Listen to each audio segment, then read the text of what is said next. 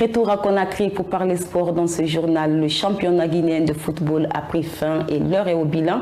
Après 28 journées, 2 clubs joueront la campagne africaine cette année.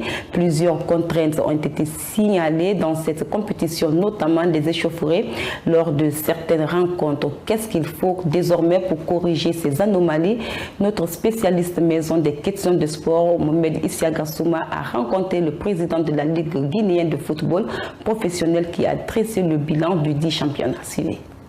Au compte de la saison sportive écoulée, 182 matchs disputés pour le championnat Ligue 1 guinéenne de football qui a pris fin la semaine dernière. Malgré des contraintes enregistrées, la Ligue guinéenne de football professionnel s'est décarcassée pour terminer cette compétition qui a vu le Milo de Cancan, sacré champion de Guinée. Les autorités de la LGFP soufflent enfin et dressent le bilan de ce championnat national. Nous avons fait un championnat normal. Nous sommes allés au bout du suspense. Nous avons essayé d'être le plus équitable possible.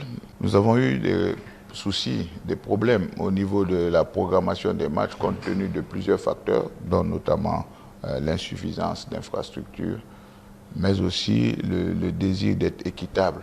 Parce que comme vous le savez, pour les 3 ou 4 dernières journées, nous essayons d'avoir les matchs le même jour et à la même heure pour les équipes qui peuvent encore être champions et pour les équipes aussi qui sont censées aller en seconde division. Et ce n'est pas facile. Nous avons eu un champion digne de son nom parce que depuis 1964, avec le Silly Club de Kindia, qui avait représenté la Guinée pour la première fois en Coupe d'Afrique des clubs champions. Nous avons le Milo, qui est une belle équipe, une équipe qui mérite entièrement son titre. Les 182 matchs ont été joués sur 7 stades différents.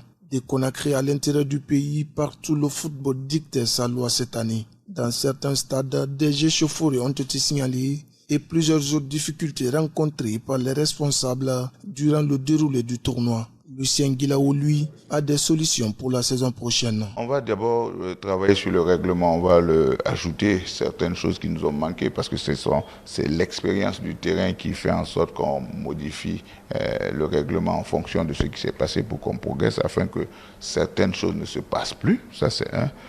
Deuxième chose, nous allons insister auprès des responsables ou des présidents de clubs afin que les visites médicales se fassent bien.